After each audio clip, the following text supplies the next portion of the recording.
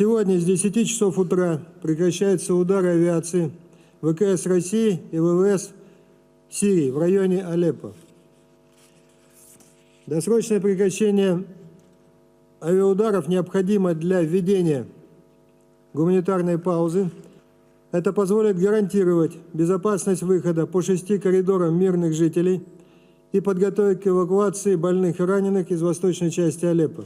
Обращаемся к руководству стран, имеющих влияние на вооруженное формирование в восточной части Алеппо, с предложением убедить их лидеров прекратить боевые действия и покинуть город.